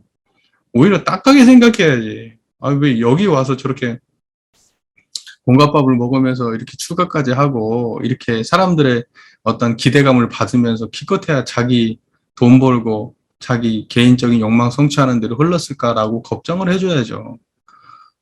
우리가 아직도 뭐냐면 확실하게 이쪽으로 못 건너온 거예요. 나의 욕망이라는 게 확실하게 제도 사업으로 못 건너온 것 같아. 그런 거 보면 확실하게 건너와 버렸으면 좋겠어요. 그리고 그렇게 해버리면 그쪽으로 돈을 벌고 뭐 하고 하는 것 자체가 하나도 안 부럽다니까? 부러울 일이 뭐가 있어. 그냥 그분들 그렇게 사시는가 보다 하면 되지. 예. 저는 좀 그렇게 생각했으면 좋겠어요. 예. 그렇게 생각했으면 좋겠고, 또, 이제 앞서 말씀하신 이제 그 경험담 이렇게 쭉 들으면서, 아, 참. 그러니까는 그 원불교는 그야말로 그 출가가 여자건 남자건 간에 이제 지금 남자는 뭐 결혼 제도가 뭐 문제가 없으니까 그렇지만 여자분들 결혼하고 전혀 관계없이 앞으로 출가자도 받고 또 결혼해서도 출가할 수 있도록 그렇게 하고 그 문을 확실하게 열어야 돼요. 네. 그것이 대종사님 본의에 맞는 일입니다. 그런 거 가지고 차별해서 불제자 계통을 갖다가 예를 들면 제도나 어떤 나이나 어떤 무슨 뭐 이런 걸로 해가지고 불제자 계통에 또는 어떤 이 제도 사업에 있어서 장애가 되는 일은 없어야 돼. 내가 아무리 결혼했던 여자라도 내가 출가해서 나는 여기서 제도를 하고 싶다 그러면 출가할 수 있는 길이 열려 있어야죠. 물론 이제 그 뭐 전혀 그냥 뭐 이렇게 구분 없이 다 하자는 건 아니고 최소한의 어느 정도 기본적인 요건이 갖춰진다면 그분들한테 열려 있을 정도로 최소한 결혼이 장애가 되는 그런 건 아니어야 된다고 저는 생각해요. 본질 구현하고 관계가 없으니까. 본질 구현. 생각해 보시게요. 우리가 제도적으로 따지면은 사람들마다 천차만별로 다르고 경험이 천차만별로 달라서 이럴 땐 어떻게 해야 돼? 저럴 땐 어떻게 해야 돼? 엄청나게 많은 이야기가 나올 수 있어요. 하나만 놓고 얘기하더라도. 그래도 본질 구현이 어디에 있는가, 과연 이게 진짜로 본질 구현에 문제가 있는가를 좀 따져봐야 돼요. 개별성을만 놓고 우리가 이걸 하냐 마냐를 결정하면 안 되죠. 개인의 어떤 자기 경험을 놓고만 그렇게 판단할 일은 아니고 조금 더 넓은 견지에서 이게 과연 본질 구현에 문제가 있는가 이건 좀 잘 따져볼 필요가 있다고 생각해요. 원불교의 형식주의가 그런 예전의 의전의 문제에 또 그대로 드러나 있는 것이 또 분명합니다. 그 의전에 굉장히 드러나 있습니다. 원불 형식주의가. 지나치죠. 종교, 아까 뭐 유교 얘기도 유교적인 걸 많이 답습하는 거 아니냐, 그렇게 말씀하셨는데 저도 일부 굉장히 공감을 하고, 또 이제 한국에서는 또 어른을 모시는 또 그런 문화가 있다 보니까 좀 그런 게 있습니다. 다른 데는 그런 문화가 이제 아마 없어요. 그렇게까지 그런 문화가 없으니까 아마 좀 그럴 거고. 저도 공감하는 바가, 뭐 신년을 하려고 종법사님 모시고 뭐 이거 할 때, 그 의자, 거창한 의자 갖다 놓고, 종법사님 들어오실 때 막 모두 일어나가지고 박수 치고, 나 그것 좀 안 했으면 좋겠어. 그리고 그 주장자 때리는 것 좀 안 했으면 좋겠어요. 그 때리는 것도 너무 어색하고, 그거 쓸 줄을 몰라요. 그거 원래 그거, 이 사람들 그 마음 깨치려고 그거 들고 있는 거지, 그게.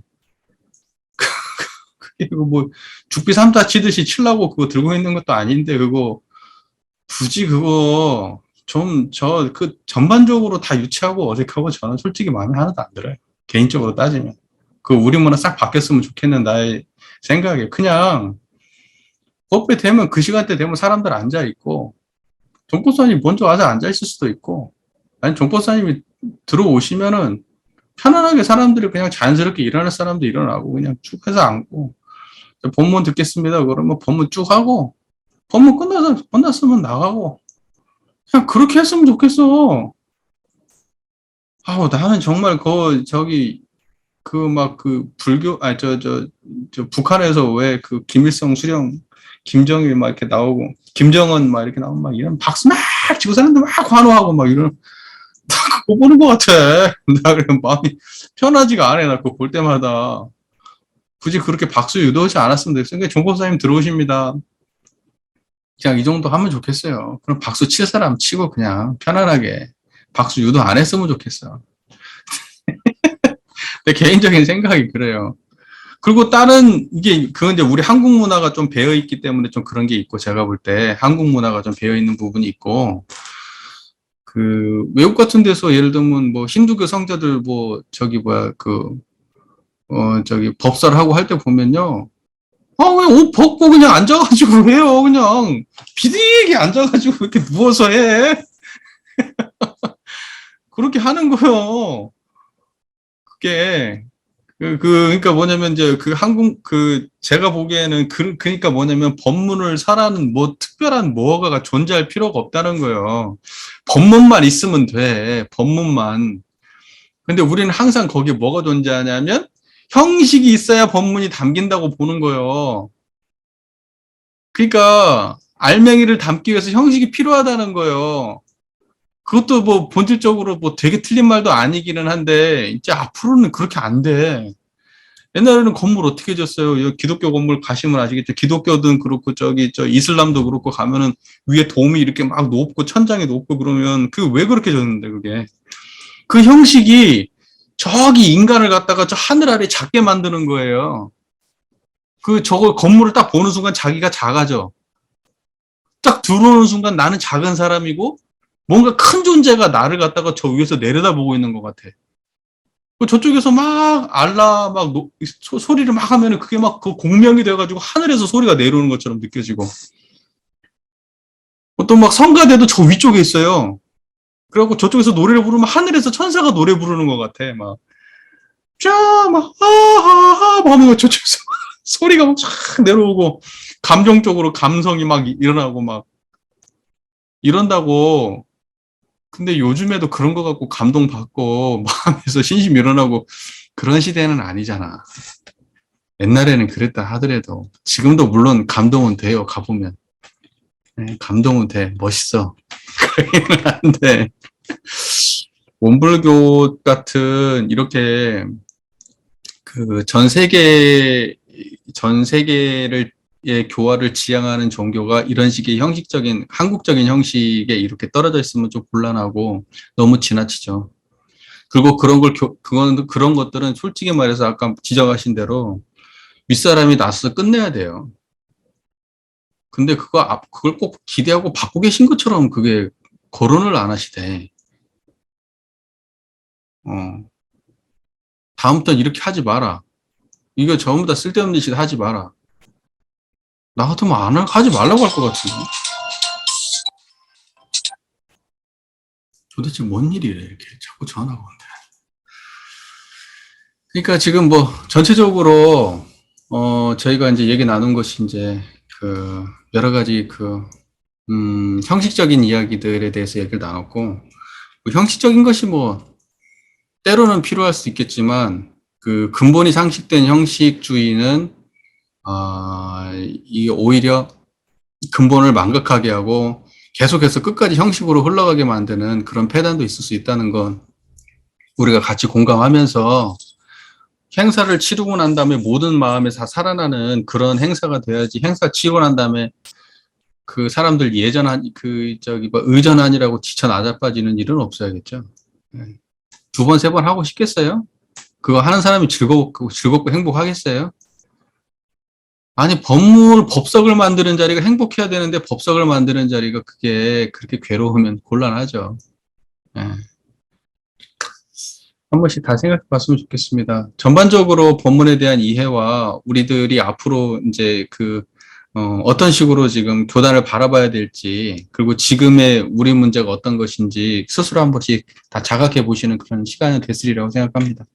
뭐, 일상은 주가나 제가나 잠자고 밥 먹고 씻고 뭐, 사람들과 대화하고 하는 모든 일상의 부처님과 일반 범부 중생들과 다를 바가 하나도 없는데, 뭐 하나가 다르냐?